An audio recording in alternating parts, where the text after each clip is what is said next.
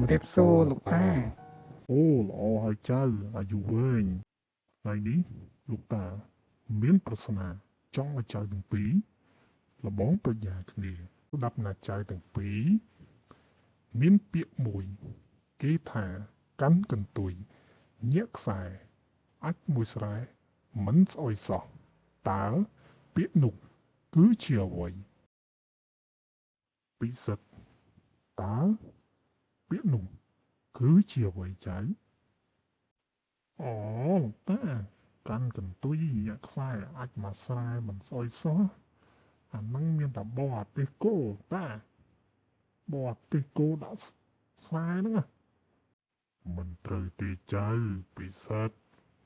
ពាក្យនេះមិនមែនអញ្ចឹងទេពិសិដ្ឋ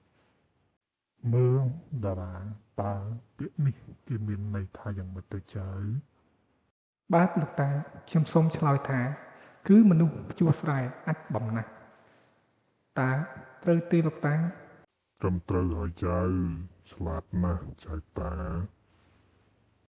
អញ្ចឹងលោកតានឹងផ្ដល់ពាក្យផ្ដល់មួយឲ្យចៅយកទៅគិតនៅថ្ងៃស្អែកចាំផ្ដល់ចម្លើយឲ្យតាចាំស្ដាប់ទៅចៅ